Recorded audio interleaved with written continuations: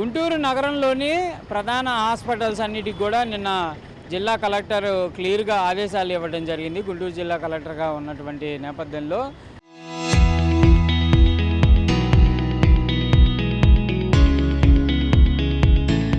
ఎమర్జెన్సీకి సంబంధించి ఎగ్జిస్టెన్స్తో పాటు ఫైర్ అండ్ సేఫ్టీ విషయంలో కంపల్సరీగా హాస్పిటల్స్ నిర్లక్ష్యంగా ఉండొద్దు.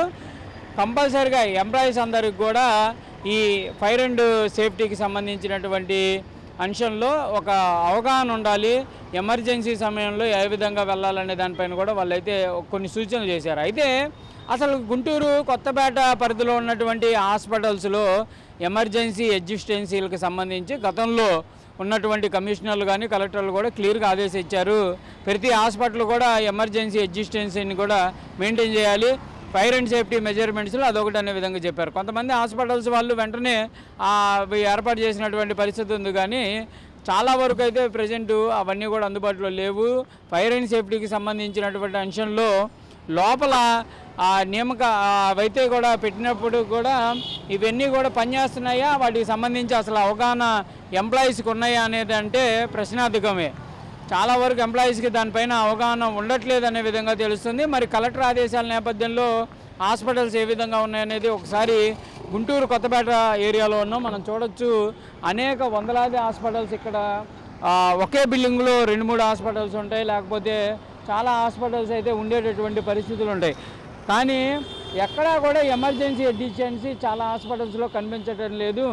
మెయిన్ సెంటర్లో ఉన్నటువంటి హాస్పిటల్స్లో ఫైర్ అండ్ సేఫ్టీకి సంబంధించినటువంటి పైప్ లైన్లు అయితే ఉంటున్నాయి. మరి ఎంతవరకు పనిచేస్తాయి ఏంటనేది ఏదన్నా జరగరాని నష్టం జరిగితే తప్ప తెలియదు. ఇంకోటి, మనం ప్రస్తుతం ఈ బిల్డింగ్లన్నీ గమనిస్తున్నాం. ప్రస్తుతం ఇక్కడ ఏదైతే సొసైటీకి సంబంధించి బ్లడ్ శాంపిల్స్ కలెక్షన్ ఉంది, దానికి ఎక్కడా కూడా ఎమర్జెన్సీ ఎగ్జిస్టెన్సీ కనపడదు. లోపల ఏదైనా జరిగితే ఎంప్లాయీస్ వాళ్ళు ఉన్నటువంటి రూట్ ద్వారా బయటకు వచ్చే, లేకపోతే లిఫ్ట్ ద్వారా బయటకు వచ్చే లోపు వాళ్ళు ప్రమాదాలకు గురయ్యేటటువంటి అవకాశాలు ఉంటాయనే విధంగా గతంలో కూడా చెప్పారు. వాటికి సంబంధించి ఇప్పుడు ఎక్కడా కూడా లేనటువంటి పరిస్థితి ఉంది.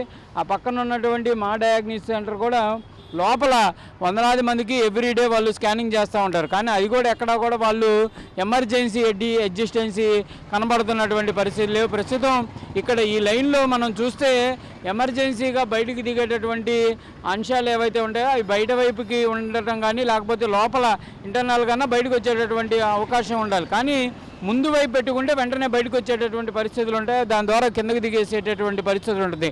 కానీ ఎక్కడా కూడా అవన్నీ కనబడుతున్నటువంటి పరిస్థితి లేదు. ఇదంతా కూడా హాస్పిటల్స్ రోడ్డు.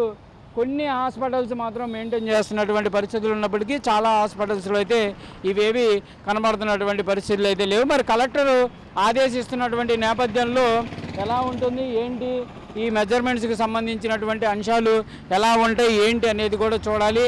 కంపల్సరీగా ఈ ఫైర్ అండ్ సేఫ్టీకి సంబంధించి కానీ ఈ ఎమర్జెన్సీ ఎగ్జిస్టెన్సీలకు సంబంధించినటువంటి అంశంలో కీలకంగా కలెక్టరే ఆదేశించినటువంటి పరిస్థితులు ఉన్నాయి. కాబట్టి అధికారులు మరి తనిఖీలు చేపడతారా, దీనిపైన ఫైర్ ఆడిట్ కంపల్సరీగా చేయాలనే విధంగా చెప్పారు. ఆ ఫైర్ ఆడిట్లో ఎలాంటి అంశాలు వెలుగులోకి వస్తాయో చూడాలి.